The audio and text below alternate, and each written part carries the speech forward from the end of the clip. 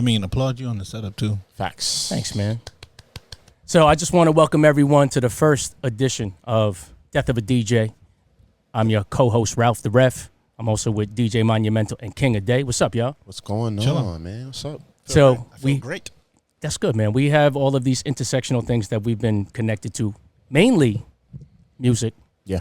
Our love of music, as you can see, we are in the Donbass region of the Chop Shop. First time, and this is to me historic as well because this is the first time I've ever recorded around here. I'm always over there on the other side of the Chop Shop when we do Referee Rant. But again, I'm Ralph the Ref from Referee Rant, DJ Monumental, Worldwide DJ over here, and then King of Day, who's a master of many merchandise drops and It's Pablo. We'll call him Pablo. Yeah. super crazy. So I guess the way I want to start this is, if you look at the background, so many things have endured in my life that have inspired me, and mainly music. I mean, you look at Nelly Furtado, you look at Linkin Park, you look at J. Cole's album, you got the U2 iPod over here, a violin, which I used to play a viola, but just for intents and purposes, I got one up there. As you can see, like, music means so much to me in my life, and I know it means a lot to you in your lives, but it's crazy how we all met and how we just all kind of organically got to this point where we're recording a podcast. I'll start with a day. I met him about 10 years ago, around February 2012. Wow, by the birthday. And by the birthdays. Yeah. Right around the time. At the Deer Park outlets at the Nike outlet. And I mean, I think you just saw a young Asian man just talking about like fixing Jordan 3s. You remember that moment? I remember because the 3s are just one of the, at that time, one of the most impactful sneakers. Still is. It's the best shoe. It's overdone. Jordan. That's why it's kind of like, just hearing somebody talk about it at that time was just like, Yeah. And then it just kind of spiraled into like a conversation about so many interests that was like, we should actually exchange information and Right. continue this conversation. Because I don't think, and it's funny, most people don't have stop and chat conversations anymore. No. It's like weird to like say, oh, I like your shoes. Oh, great. Where'd you get them? Oh, I bought them over here. Oh, wow. Oh, let's stay in touch. It doesn't really happen. That's kind of taboo now because I think everyone's looking for something else now, as opposed to just going like, all right, I just randomly like your sneakers and I just want to give you a compliment. That's it. Yeah, absolutely. So I think that alone, like, we both weren't like intimidated by having like organic conversations about what we liked, and it just created a relationship that has brought us to where we are today. Yeah, which is crazy because it's also brought so many different twists and turns. You've gotten good at what you've done. You've ran into similar circles. And I think what really connected was that you knew my ex-girlfriend Nadine. And then also just the whole Get Wet crew with Kenny, which was like, that was such a pivotal part of like me growing up. So the fact that, I think somebody is always going to be a friend of somebody that you have a mutual friend of, especially when you had such good memories of, right? So like, absolutely. When I think of Kenny, I think of like, 11 years old, 12 years old, we're playing basketball during lunch in Catholic school. And then just to know that you were able to feel his energy in your 20s. Like, I was kind of devoid of that.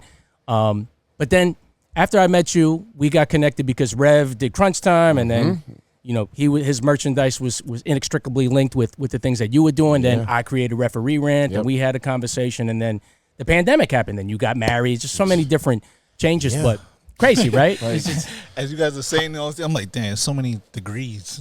Right. All in a 10-year span. Yeah. And then a decade is not a long time, or a short time. So, we fast forward 10 years later and a month later. So 10 years and a month around the same time, I'm at Stop and Shop. I'm just doing my normal shopping that I do in the morning. And I say to myself, you know what? I'm going to stop by Barnes & Noble. Even though I'm not going to buy a book, I'll probably take a picture of what's going on. I go into the business section, and then I see this young man over here, ironically on the death anniversary of Biggie. And then that's how I met you. And I think he had about 2 or 3 books that I definitely read. And then that's how we started talking. We literally started talking the same way that we started talking. Do you remember that day, Mike? Yeah, I remember that day. I remember a mentor told me to read a book, and he gave me the list of the book, and I was like, you know what? Let's go to Barnes & Noble. Went to Barnes & Noble. And the funny thing is, before I saw you, I left that section. There was a book I was contemplating on getting, and I was like, let me just get the book. So I left the checkout line, and when I went back to the section, that's when I saw Ralph. I was like, he's like, those are some pretty heavy books you read in there. That's exactly what I said. Now I remember. The exact words, those are some pretty heavy books you read in there. And to come to find out, like, It was some pretty heavy books. Those books changed my life. Yeah. And I did say that. And, you know, if you look in the back, right behind you, there's a picture of you. And it says March 9th. Where's it? Oh, I found it there. See it? Right there. Yeah. So I just always have it memorialized that particular day. But I remember when we spoke and we were talking about how heavy those books were, but you were like, you a DJ. And I'm like, I don't know. When I think about I don't know about you. I'm just never impressed by anyone anymore, you know, until I start seeing things. But and it has nothing to do with Instagram followers. It never has anything to. But I just want to see what your brain had. So I remember I was like, yeah, well, I got a podcast studio, and you know maybe we could figure out a way to work together or something like that. And you came, and you know, lo and behold, I come to find out that you know him. And Yeah. I'm not shocked. Yeah. I'm not shocked at all. And I think what the trigger was like I was in the Get Wet crew, and I was like, here we go. So how did y'all meet? Everywhere. College. It's funny. Even as you bring it up, as soon as you said that you knew each other, the first thing I thought about was like just being, because I went to CW Post. That's where I met Kenny. That's where I met Kareem, like a whole bunch of like other people from the other side of Get Wet, more of the older structural side, we'll say. And those are the people that, you know, we kind of were getting acclimated with, because I was in my freshman year. And Mike is a year younger, so he came in the following year. So like a little bit more comfortable in the school now. You know, everybody has like, you know, what they know. And we've started throwing parties. We're getting a lot more comfortable with our presence on campus. So as the newer, you know, members are coming in and they're just kind of getting acclimated, it's kind of like, here's where you go, here's this, here's that. Because, again, this is our campus versus you went to, not Old Westbury, he was NYIT. He was at NYIT. So it's like, he can go to his campus and be comfortable. Come here, I want you to feel comfortable as well. So we just eventually just slowly started maneuvering through the campus. We're doing promotion because we got to promote flyers. So we're going into these buildings together, building these reputations. But, of course, it's New York City, as you said. There's no degrees of separation when you're literally in New York City.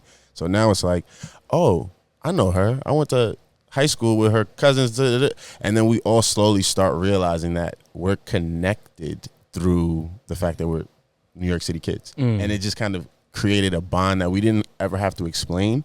We just grew to appreciate, because no matter what, it was like, oh, yeah, you know this person? Yeah. Funny enough, Mike actually like grew up in Brooklyn, in the very neighborhood that I live in currently. Around the block. You know what I mean? Like, so even when he said that now, I'm like, yeah, that makes so much sense. Granted, I only live there because my wife is from there. So it's like there's so many things that forcibly remind you that you're supposed to meet these people. Yeah. You're supposed to be in each other's lives one way or another, whether you meet at a Barnes & Nobles or if it's we end up going to a college and throwing parties together. Like, you're supposed to meet these people, and the longevity of those relationships unwind when you have moments like this and step back and say, wow. Right. We've really seen and done a lot. And that's only literally the beginning. Like, we've done so much more as we've gotten older because our relationship has grown. Our, like, respect for each other has grown. So it makes it easier to sit down and have conversations like this because we know each other. Yeah, it's safe to say that his neighborhood currently is not the same neighborhood that you grew up in, No, right? Even though it's the same place. Same place. The funny thing is when you ask the question, I just seen a time lapse of like all the things me and the day did, and there's this. You were like, yo, there's a park that I used to play at. It's Whole Foods now. Is that what you're saying? It's like so many things. Like, yeah, when we met, the thing that was so good about even when I met you in a day is like instantly, it's like that feeling is like, oh no, like you say, I was supposed to meet this person. It's like so many things and ideas spawn from these relationships. Yeah, I was going to say, so that's the crux of what the podcast is, because when you think of a death of a DJ, I used to dabble a little when I was in college as well. And, you know, we talked about this before off air of, you know, you need a lot of dedication. There's a nice apprentice period where when you're learning how to crab and you're learning how to cut and you're learning how to blend, it just don't sound right. And at the time, For years. before pre-Serato, pre-MP3s, pre-all of that, pre-streaming, I mean, you had to have some serious money in order for you to have like a serious inventory to keep a party rocking, right? Yeah. And Or on, sticky fingers. yeah. On top of that, like, you know, you get a single is a grip, but you need two singles in order for you to cut it correctly. So just the whole, I guess, just the evolution of how things happen. And there was a time before us too where our parents were using 8-track. Our parents were using things, you know, normal record players, which, you know, morphed into cassette tapes. And then cassette tapes morphed into CDs, then CDs morphed into MP3s, then MP3s morphed into iPods, and it morphed into the streaming platforms that we know now. So I think the fact that we were able to watch all of these different things and see how we could still fit in, get in, and just, I guess, I want to use this show as a gap to show that we're still trying to innovate. We're still trying to evolve as people. And I think it was an important thing that we all said that we were all meant to meet each other, because that's how important it is to cultivate relationships. Because even if it doesn't yield fruit at the moment, sometimes you just feel like there's going to be some sort of connection that's going to happen with this. Time. And I think this is the marriage of what we're trying to do. Now, I did want to talk about just your earliest recollections of music. I'll start with you, Monumental. How did you get into music? Well, my dad was a DJ. There was always music playing in the house, literally from sun up to sundown. Even when we were in the car, there was always music playing. And my dad has like an eclectic selection of music. So it'll be soul, it'll be reggae, it'll be dancehall, it'll be jazz, it'll be opera music. My dad has like a very eclectic palette for music. So as I can remember, I can't say anything about my first, days of gravitating towards music without my pops. Mm.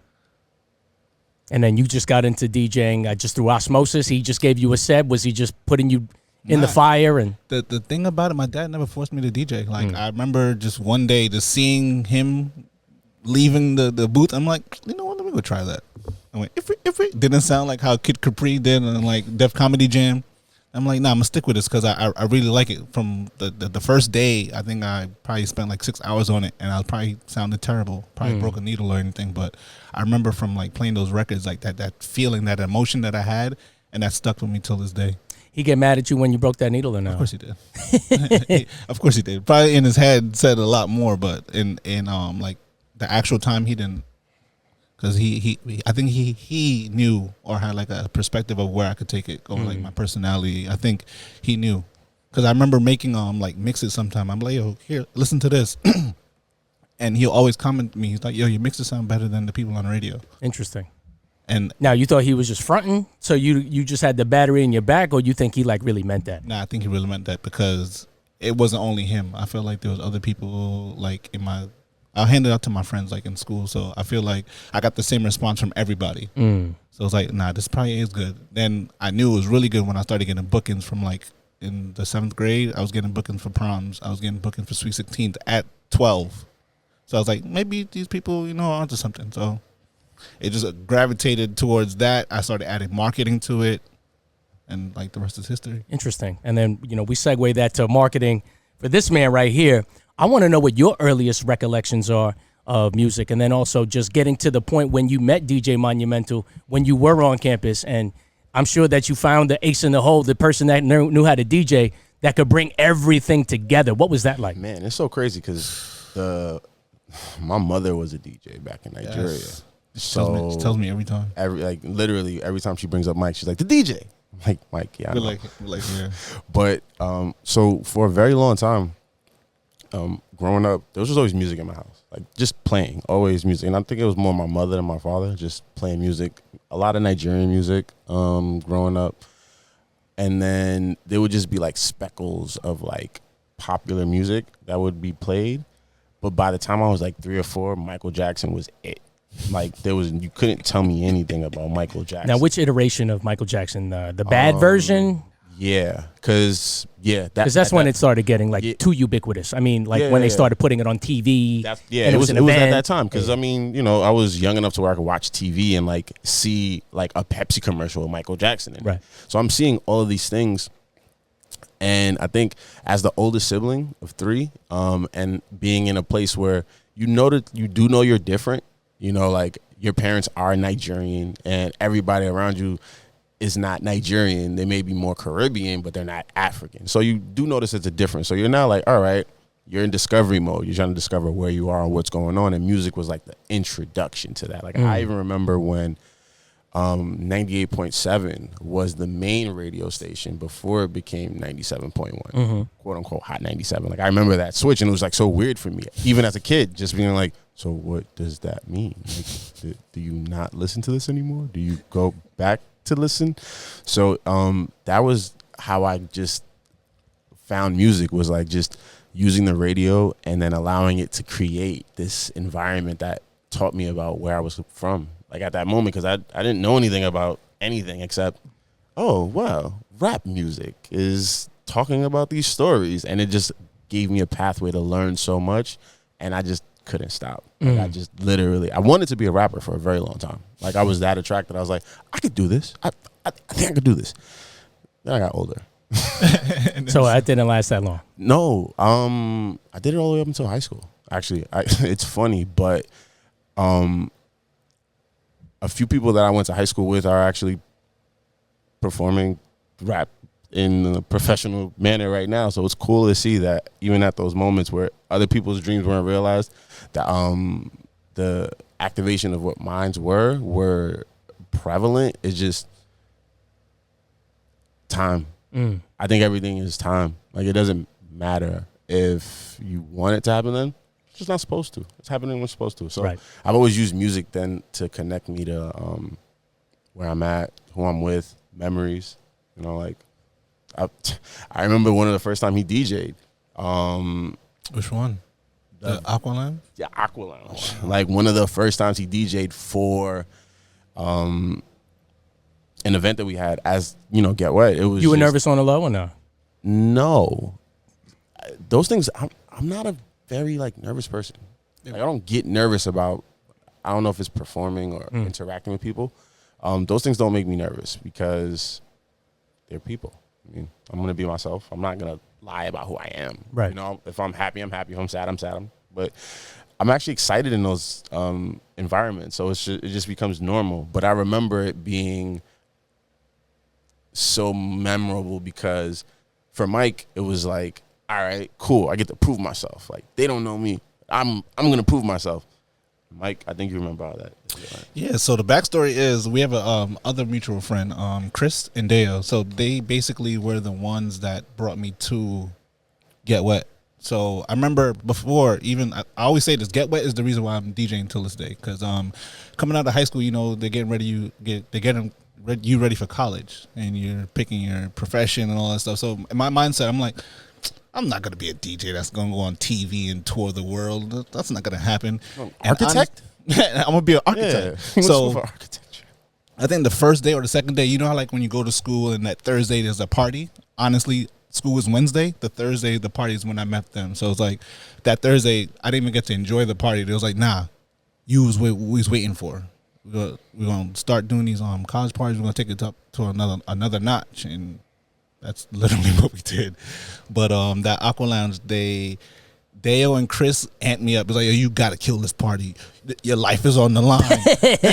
Those are the two to do it, too. Those are the two. And you like 18, 19, right? Yeah, 18. So I'm like Rocky. You remember when Rocky went up the steps? So it's like the entire week I'm looking at crates. I'm like, yeah, I'm gonna kill him. So when that Saturday came, literally every single one of them came to me, gave me my props. And I remember Kareem came to me.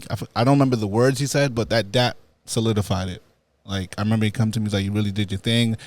Such and such, and I got the next date to do, and honestly, from there, took off running. And you can confirm this, right? He killed that night? This was the era of dance hall, and there's actually a picture that I like is ingrained in my mind. It was shout out to the retro kids, right?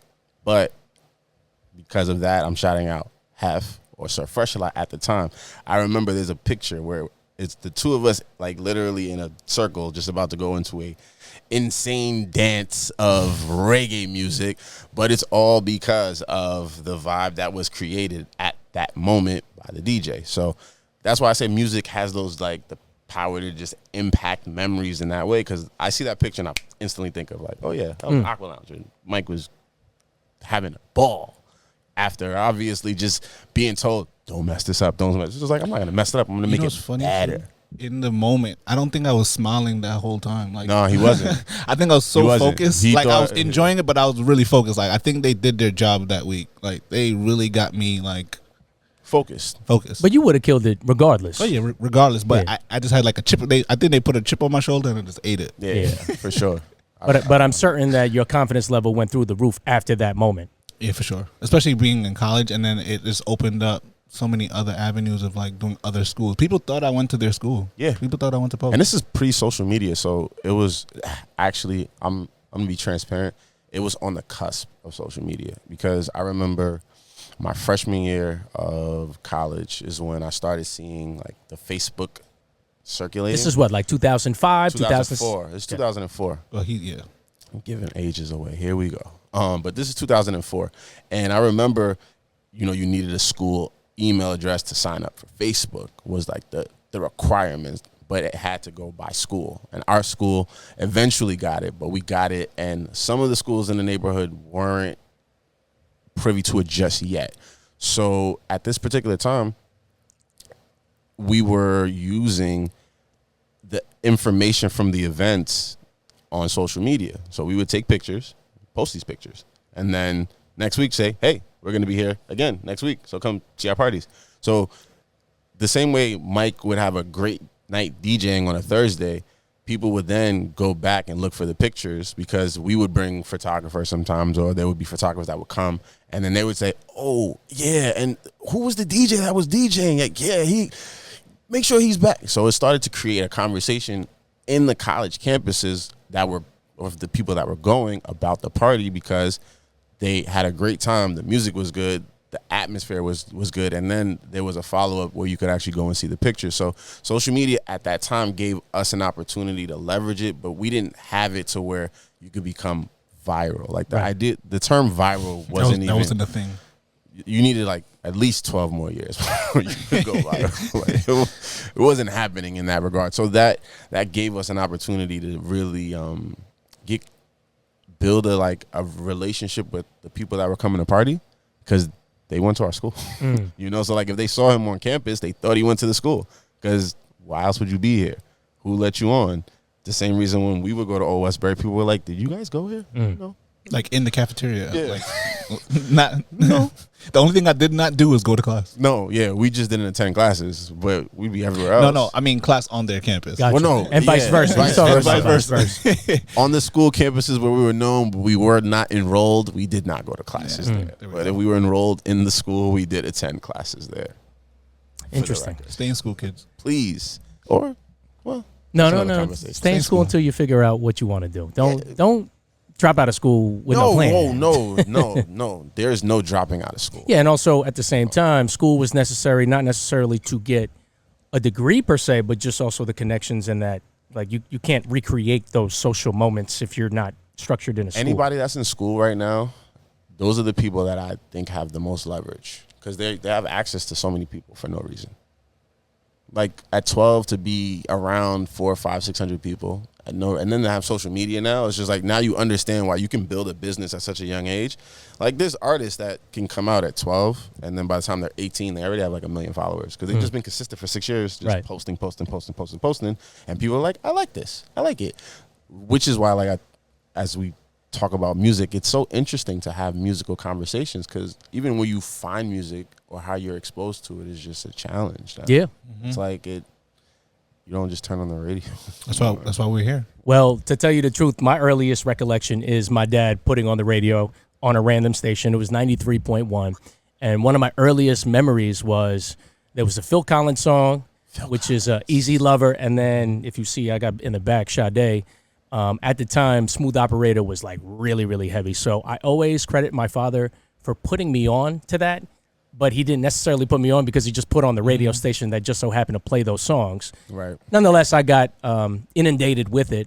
And then, of course, I grew up in an all-black, predominantly black neighborhood. So I felt like I was indoctrinated with hip-hop. You know, I really had no choice. And the thing is, when you are a Filipino-American with no Google, you can't explain that you're not Chinese, What's another entry? There's a couple of entries. Like if you could dance at a party, you get everything. You know how it goes. Well, this is also the time frame too. Yeah, like we're talking about late 80s, early 90s, right? So I could play basketball, so I got that whole check mark. But I think what really distinguished me was when I was in 6th grade, there was a song by Snoop Doggy Dogg and Dr. Dre, and it was called Nothing But a G Thing. And I was the first one to memorize all the lyrics. That was one of the best ways back then to show that you were culturally relevant. Yes. If a song came out and you knew First, if you knew the melody, if you could recite the words, Right.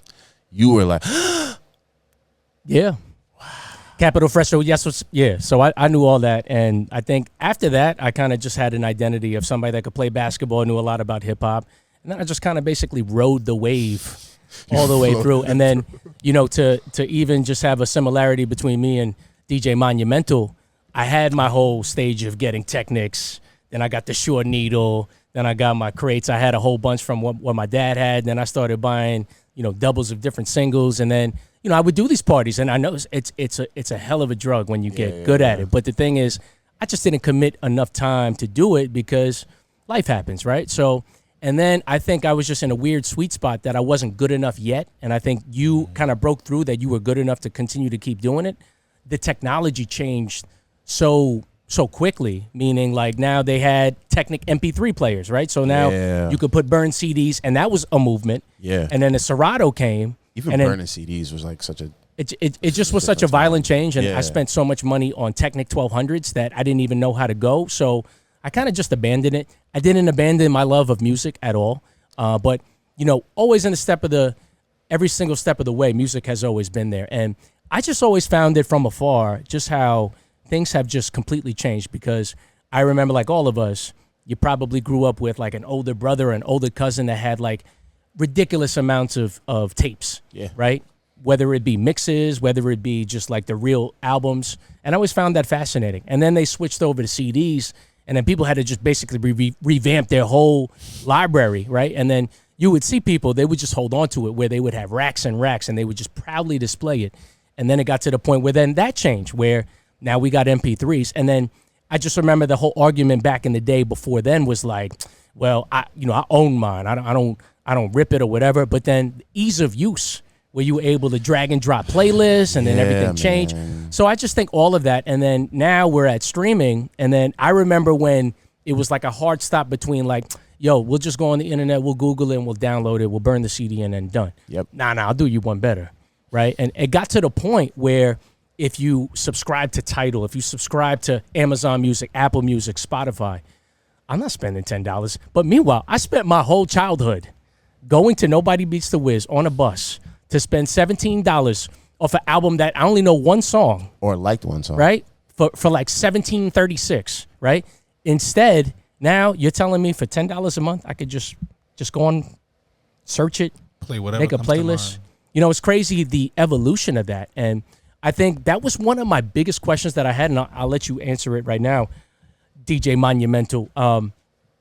You mentioned something earlier that you said that DJs always have this, they're always the center of this feeling that you have when you hear a specific song at a specific moment, and you're with a specific people at a specific place that just always forever etches in your mind. But absolutely, I tell you what, my son, he can make a playlist right now. And he could just press play. Now, it's not really recreating the same moment. You might feel good in that moment that you hear in a specific song, but I still think those transitions, there's just no AI that could ever recreate that. And you tell me if you agree, DJ Monumental, what makes a DJ in those moments in comparison to like a playlist that you could easily make, anyone can easily make? I can get a baby shower right now. I could put a whole bunch of, matter of fact, I could just put on Rap Caviar. Done. What is the ultimate advantage that a DJ has in comparison to all of these new technologies? Himself. Yep. Himself putting his style to the transitions and the selection. That's honestly it. I feel like a playlist is just cut and dry. It's like 1, 2, 3. Whereas a DJ, he can switch the song, play another song. In like, it's just so the possibilities are endless with like when you have a DJ, and that also you can install his passion. You can install like it's so much different things that an actual live DJ could bring than just a regular playlist for me. Going through, when you first started to now, how much has innovation and technology changed from when you started to, what you can do, what you're capable of now?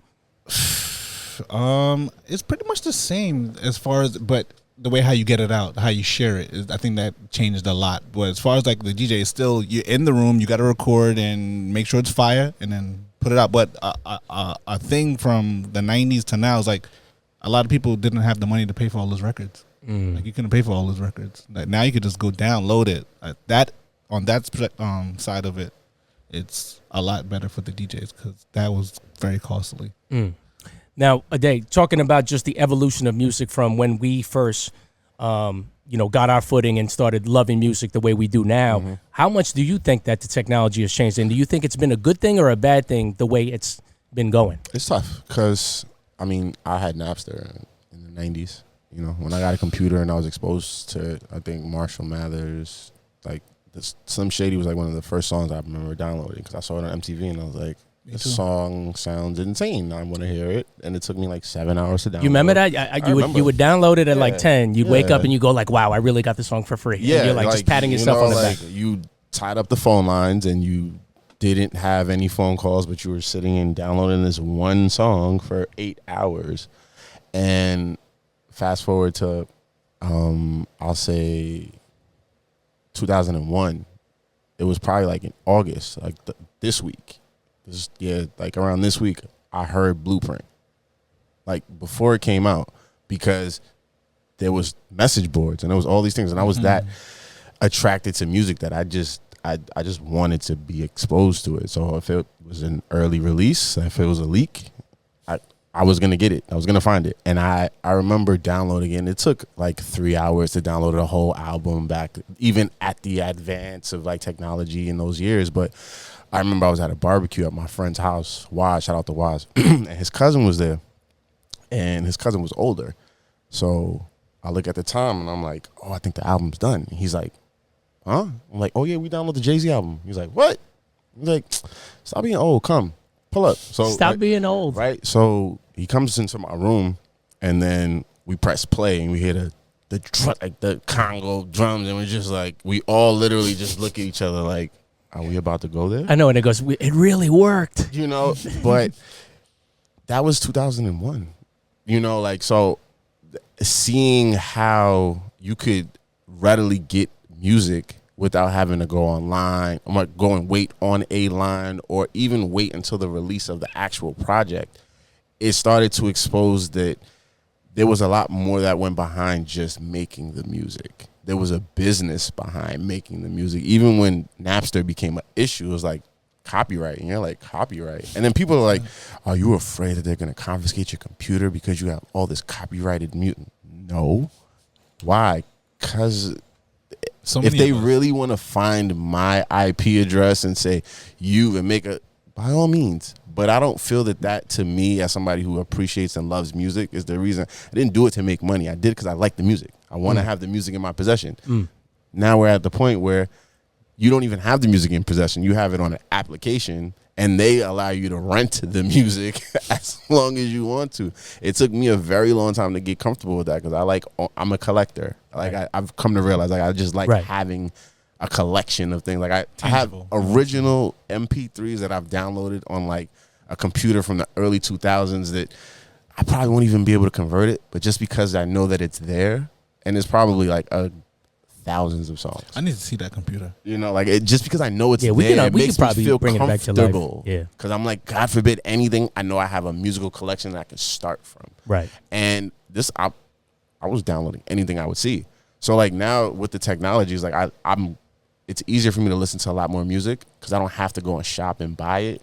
But at the same time, so much music just goes right past me because I don't have a chance to really appreciate it. This week something comes out, next week something else comes out. Yeah, and it's like it doesn't have the same flair. I think I'm trying to think what album just came out. Drillmatic, the game. Yeah. Like I was kind of listening to it, and I was like, this is pretty good. But I don't know why I don't have the same urge that like when the documentary came out and like radio when it had so much anticipation. Go ahead. Radio, TV, like all the marketing. You know, like MTV not being MTV, BT not being BT to us anymore means a lot because we would go there at 4 o'clock to watch TRL to see what videos were coming out because that's kind of what it was also our way to bridge the gap between the entertainment and us because you got to see what they dressed in, what they liked, what they thought the video should look like. So that's what people were looking for. Now you just get to see the artist on Instagram. So you don't have to watch the video. You Yeah. can just go follow them, and then they're gonna tell you like, yo, I got a song coming out in 3 hours, and now you just wait 3 hours. You know what I feel like? I think we got what we wanted. You know, we got Yep. so Yep. much access. Yep. We got too That's much. That's it. Feels That's like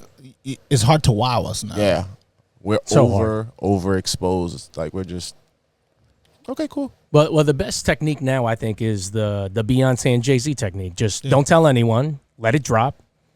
Let it do what it do, and that's it. I think you have to actually have talent to do that. Yes. That's one of the things that makes it hard because it's so, again, the machine. But as also at the same time, now you can make it. Now the streaming numbers are chopped up in a way where you can just have one good song and then just get paid off of that one song, and then just keep trying to search for one song. And me and DJ Monumental talked about this. I feel like Drake doesn't have his one classic album yet because his strategy, and rightly so, his strategy should be, I'm just going to have a whole bunch of bangers that can just hold on its own and then just stream that way. So it's Aubrey's a very different. Yeah, he changed the game. Like yeah. like the fact that you said doesn't have a classic. I mean, we're all from different. Correct. Yeah. Correct. But for me, I feel like Take Care. If I was he gonna has say the one, same thing. he you have to give him Take Care because Take Care Take Care to the right of you, so I feel you. it changed music. Like it changed how we absorb music. It changed how they make music. The sounds, like Drake is like you said, the exception. Go on. You know, but just think about it. The Weeknd was a part of that project. Yeah. You know, and just what the Weeknd's contribution to music has been. You can't really question those things. At a point in time where R&B was in a very difficult place, you know, like the Frank Oceans, the Weeknds, they came and they gave a new perspective from a younger demographic on what they believe this thing is and how they want to express it. And I think with Aubrey, Drake, and I only call him Aubrey because I'm like, there's times where he does things that are just so like, it's not even being Drake. He's just this is just who he is as a person. But I think he understood that he didn't always have to be the best to be relevant, but he knows how to maintain a feeling of being the best. So he would, just like Tony Montana and Future. It's like, oh, guess what? Hate that song. Why? Because you heard it everywhere. Ugh. Everywhere you went. That was the like, reason. I think that was like the last year I stopped listening to radio. But that's What's that, 2012? Around there? Because Drake is like, oh, it's the Drake effect. That was the right Drake stimulus before package. Good Kid, Mad City came out. Right. That was 2013. Yeah. 2013, and that's also right before Dreams and Nightmares. Right. Right. Because those albums came out around the same time. Right. I think maybe even the same day. And just think about how long that intro has lived, right? But you can't hear Tony Montana by Future. They came out in the same time, but it's like when one person was making something, they made it because they're like, all right, I'm just going to make something that speaks to my people. At that time, Future's like, I'm trying to get hot. I'm trying to get hot. And hot doesn't always last. Sometimes it's like just crafting that thing that you and your core audience truly care about eventually translates to being the thing that people can't forget about you. Right. So Yeah, I mean, I think you are spot on with Drake. I mean, sometimes I think he's down and out. He comes out with Take Care. Some people will give it shots like this is the varsity version of So Far Gone. But I'll tell you, when he came out with this album right here, That's if you're my reading favorite it's too reading late, this too late. because I thought he was getting too Care Bear. And then he let everyone know, like, he's not That's a Care challenging Bear. album too, because that's the album, you know, with the whole Quentin Miller situation. Yeah. So And it's it- like, even for me, like I listen to a lot of those songs and I'm like, Who wrote Yeah. these words? Who? Just who? you know, and again, even the conversation about artist versus rapper, right? I think that's something that people need to put to bed. There's some rappers that are not artists and some artists that are not rappers. Right. Because Michael Jackson's like an artist. He's not just a singer. He's an artist. Right. Like, what he does, you can't replicate it. You have to allow it to just be seen. Kanye West is an artist. Like, you can't replicate the Kanye effect of anything, whether you like it or don't. He's an artist. He's not just a rapper, not just a producer. He's an artist. But we don't have that many artists anymore. So, like, going back to your point of, like, just the dropping music, people can't do it. They need the machine. Right. They need the rollout. Think about how many deluxe albums have come out right after the regular album came out. It's a week. What couldn't you have just put on the first album that you made me wait 7 days to, because you need my attention. Because you know, once you let go of this, if you don't do something else, I'm off to the next artist. I'm off to the next person. So Beyonce's a legacy act at this point. She don't need to do. She does it because she has the budget to shake up and stop the internet, but she doesn't have to. Yeah. Drake doesn't have to, but I think he's at a point where he may need to figure out how to stay at the top of the rap Mount Rushmore in the manner that he has, because the tides are changing. And when you see like Kodak just making like an impact, but an impact in ways that you don't expect. Like, he's making catchy songs and he's not from any of the areas. Like, he's just making music that people are like, that's a good song. Kodak, like I didn't realize you were so good, Kodak. And now it's like, you know, you slowly start to see like, oh wow, I'm getting older. Like, I'm. So you think he's scaling back now? That's think? gonna be my next question. Yeah. What do you think he's at in his career now, as far as like of course he's the top dog, but what do you think? Like, does he have that control that he has? I think he's at. So I think that Jay-Z stopped being like super active after like American Gangster, because American Gangster is more like, I'm inspired, let's make this. And I think that's where Drake should be, because I think Drake is now aware that he can't be ubiquitous and then constantly stay in the upper echelons, because he's not at the point where he needs to just flood the streets anymore. So now he has to pick and choose. Jay-Z is just at the heightened version where he's like, I'm not moved by any music, and I'll do it when I feel it. And I'll tell you what, I might not even do music ever again. I think that's where Drake needs to be, but I think he's still a couple of years away from being at that level. Okay. So I don't know. I don't know what tickles his fancy. I mean, he has all the money in the world. He's obviously well renowned. I have no idea. So I guess we'll see. Yeah. But do you think? Watch this. Do you think Drake needs music? no, not at this Absolutely point. not. No. And It Fun- shows. funny we should say this. Like, I'll show you a relic that just got discontinued. I think within like the last 2 months. The iPod Touch, which is the last relic of this thing. Let me grab it. Dun dun dun. Jesus Christ. Remember that thing? That was on the gate. Remember? I remember this. I spent $300 on one of these before. I remember like saving the money and actually going to the store to buy it, and I was like, I thought I was the man. This could hold like 500. 4 gigs, songs. 1,000. Remember, 4 gigs equal 4 gigs. 1,000 songs. But And then it's they like, had wow. they had the big one, the classic that had like 250 gigabytes. Oh yeah. That All was the right. last iPod I bought. I want to see how good your memory was. There was a competitor to the iPod. Oh, It was called the it was colors. It had colors. the Zune. Yes, Zune, I that's had it, the yeah. Zune. I was thinking about the Zune, but then I realized like I didn't have I had a Mac computer, so it just Couldn't use it. well, what I'm saying is the first time I saw it, it was like they had a FireWire connection. It was super fast.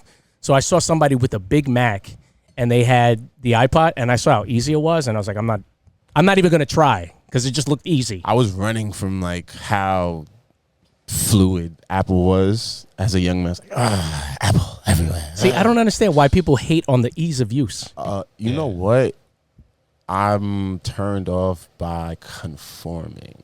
So it was just like, it was everywhere, and it was just like, all right, I want something else. I don't want this. And eventually it was just the ease of use is what got me. It was like when I think I had a Dell computer, and my Dell computer like gave out, and I got it like 2 years ago, and I was like, oh, this is mad. Like I can't do this. And then I got an Apple, and I've had Apples forever. You know, like I literally have to they have to be pried out of my hand sometimes, because it's like, all right, there's a new model out. You can let this one go. So that's kind of the reason why I was just like, you said the ease of use. Like, why would I then turn around and go and buy a non-Apple product and have to buy 7 different wires to connect?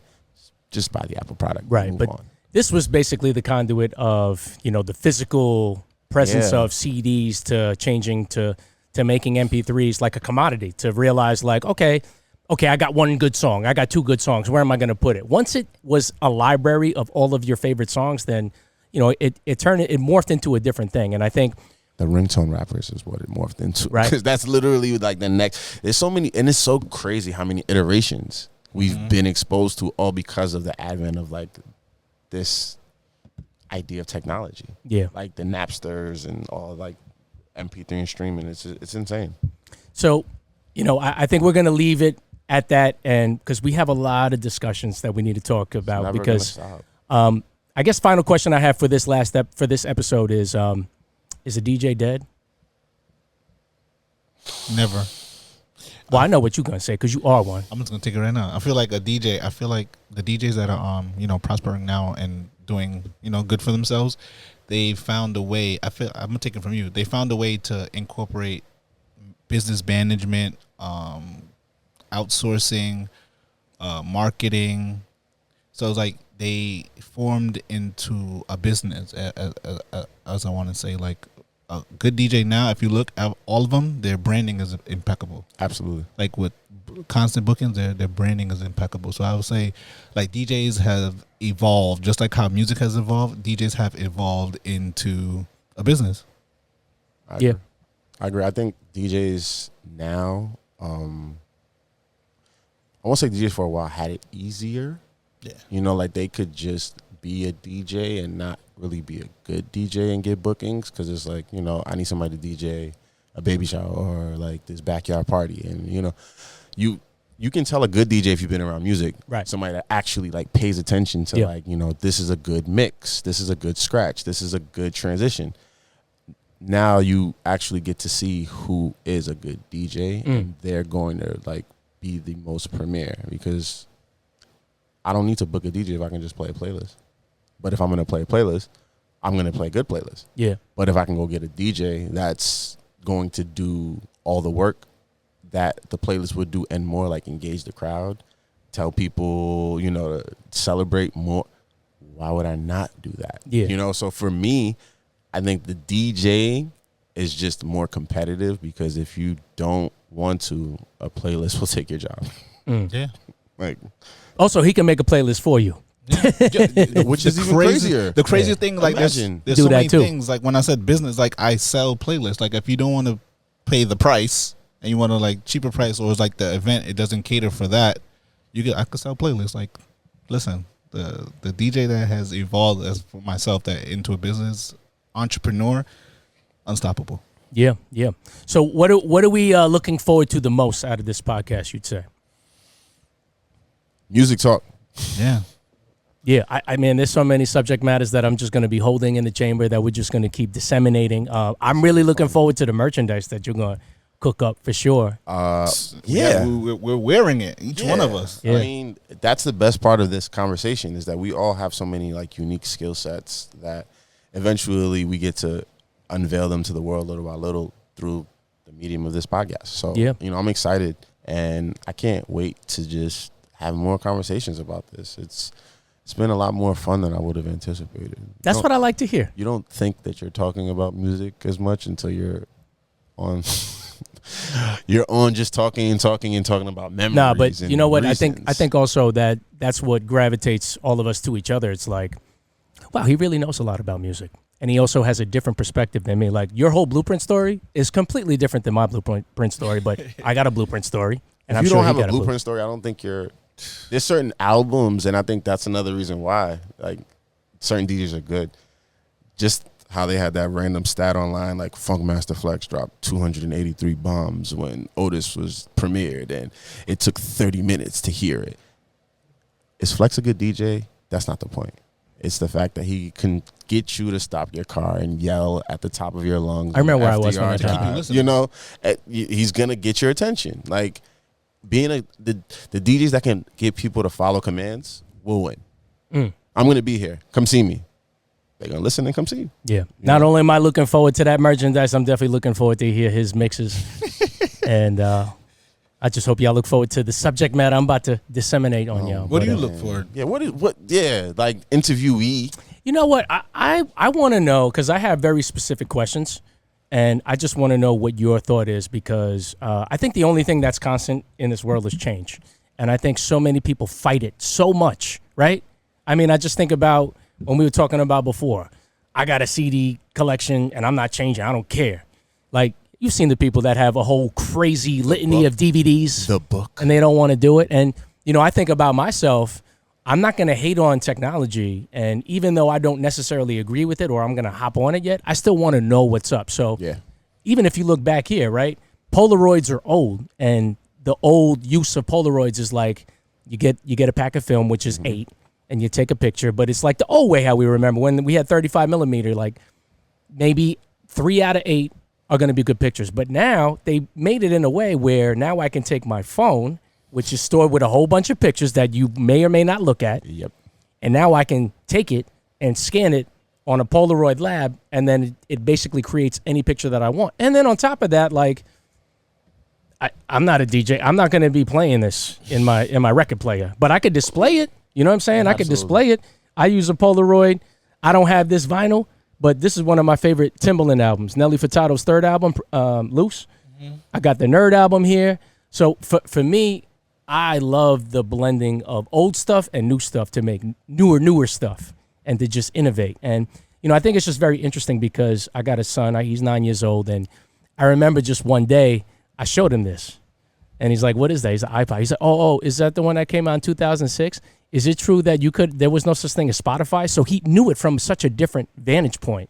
It's history. And it can't be right or wrong because, like, you know, I can't fault somebody who thinks that Lil Uzi Vert's their favorite rapper when they're only 21 years old. I never fault those conversations. I actually no, because you want to understand. Like, okay, so have you ever heard of Biggie? Nah, I never really. And I can't fault him because he died 25 years ago, right? He died well long ago before he was even born. So who am I to say that he's wrong? I want to understand. I'm still going back and You got to listening to blast rappers Biggie in the 80s. house. You got to start blasting those songs in the house. Yeah, Yeah. you just, and I think that's you know, to wrap it up, like I think that's the one thing about music that you like, that you can't forget. There's no boundaries. Like, I can wake up and listen to 70s music if I want, or I can go and listen to Life After Death if I want. Like, there's no distinction. So if you just play music around somebody, if it's good, it's good. They're gonna fall in love with something about it. And it's the same thing as an older person. It's like, stop and listen. You'll find something you like, man, I know that sample. Well, that's the start of the conversation. You know what I mean? So we'll be here forever. You know what? So my answer to your question is perspective. I want the show to give people different perspectives of songs, like if it's new songs today or the classics that we love. I want, because like you said, you have a blueprint story, you have a blueprint story, I have a blueprint story. That person listening to the show, they have a blueprint story. So Or they might not have heard it, and then their blueprint story is listening to our podcast and saying, I got put onto it, and I didn't realize that Jay-Z was that good. and then they go to listen to it. So that's what I really want from this show. I want to like invoke that into people. Right. And then we were talking about before of how, like, our generation or the generation before us was always like exclusive, like, what you know about this? You don't know nothing about this. It's like, you're not even giving me the ability to know about it. And I don't want to be that person that does it to my kid. I want him to be like, I love Uzi Vert, man. I love all those little people. yeah, man. I do. he ain't better than Big, though. Nah, Nobody's better than Big. no one is. We'll leave it at that. Any final words y'all want to say before we part? Watch this. Watch this. Watch this recordings for King of Day, DJ Monumental. This is Ralph the Rep. This is Death of a DJ. We out of here. Peace. That was a strong first one. What you think? You tell me. I thought you was great. You the podcast. I mean, you broadcast. There was no Ruben stuttered in your voice. You knew what you was talking about. That's good. Think that was enough? Damn, that was really good. Oh, God. That was good. Let's see that footage though. That was good. What you need? Your computer and